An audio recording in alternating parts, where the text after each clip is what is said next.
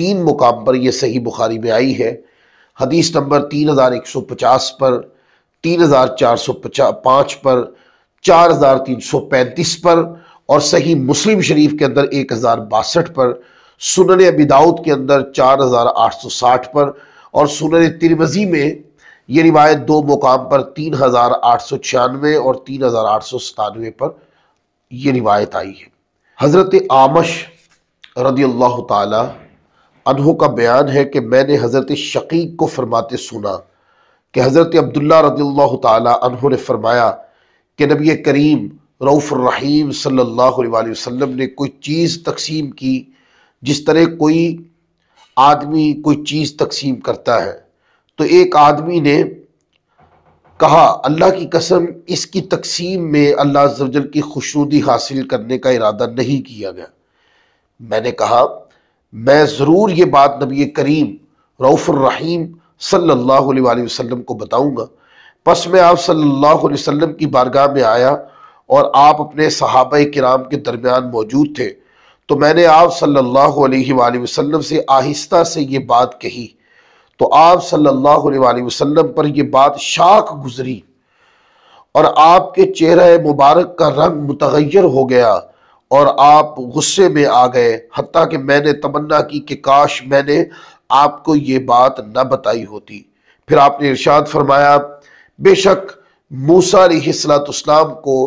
اس سے بھی زیادہ تکلیف دی گئی، لیکن انہوں نے صبر کیا۔ اب اس پوری روایت کے اندر ہمیں چند چیزیں سنت نبوی سے سیکھنے کو ملتی ہیں۔ سب سے پہلی بات تو یہ کہ اگر کوئی آپ کے بارے میں سخت بات کہے اور وہ بات سخت ہونے کے ساتھ جھوٹ پر بھی مبنی ہو اور آپ پر الزام تراشی بھی اس میں کی گئی ہو، تو سنت نبوی کی تعلیم یہ ہے کہ آپ اس میں صبر کے پہلو کو کبھی بھی نظر انداز نہ کریں، بلکہ صبر کو تھام کے رکھیں۔ تو کیسا کہ کسی آدمی نے حضور کے بارے میں سخت کلامی کی اور کہا کہ یہ جو تقسیم ہے اس میں اللہ تعالیٰ کی رضا کا اہتمام نہیں کیا گیا۔ اب یہ پوری امت کا اجماعی عقیدہ ہے، حضور ہی سب سے بڑے عادل ہے، آقا ہی باکمال ہے، حضور ہی صاحب جمال ہے، آقا علیہ السلام کی سیرت نے ہی تو عدل کے پیمانے سکھائے ہیں، جینے کے انداز بتائے ہیں، تقسیم کے سلیقے بتائے ہیں، اور حضور علیہ السلام کوئی چیز کو تقسیم کرے یا کسی معاملے میں کوئی فیصلہ فرما دے، یہ ممکن ہی نہیں ہے کہ وہ فیصلہ حق کے خلاف ہو، یہ ممکن ہی نہیں ہے۔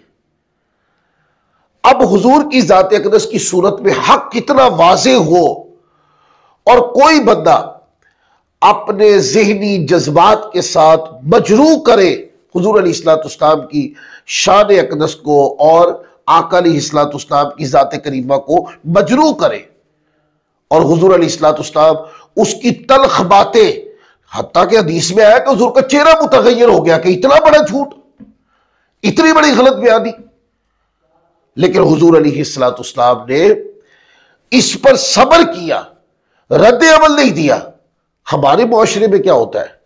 سیرت نبوی کیا ہے؟ اس پر دوستو غور کرنا ہے۔ سیرت نبوی تلخ باتوں پر صبر کرنا سکھاتی ہے، ایسی تلخ باتیں کہ جو جھوٹ پر مبنی ہو، جو الزام بازی پر مبنی ہو۔ سنت نبوی کہتی ہے ہمیں صبر کرنا ہے، ہمیں جھگڑے کی طرف نہیں جانا ہے، ہمیں فساد کی طرف نہیں جانا ہے، ہمیں انتشار کی طرف نہیں جانا ہے، ہمیں اپنے آپ کو صبر پر مستقیم رکھنا ہے، اور حکمت و تدبیر کے ساتھ اس کے حل کے اوپر غور کرنا ہے کہ حکمت کے تقاضے کیا ہے اور ان تقاضوں کے مطابق اس بات کو کس انداز میں درست کیا جا سکتا ہے۔ اس حدیث پاک کا پہلا فائدہ یہ ہے۔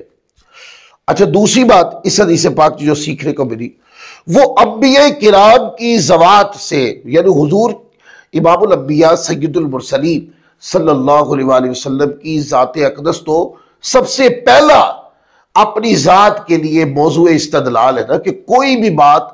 ہم نے زندگی میں اپنانی ہے اس کی دلیل حضور کی ذات سے لینی ہے۔ لیکن آقا کی سنت طیبہ نے ایک اور بات سکھا دی کہ زندگی جینی ہے میری ذات کے ساتھ ساتھ انبیاء کرام کی ذوات کو بھی دیکھو کہ ان کی ذات میں بھی اخلاق کے کرشمے موجود ہیں، اخلاق کے جزئیات موجود ہیں، اخلاق کا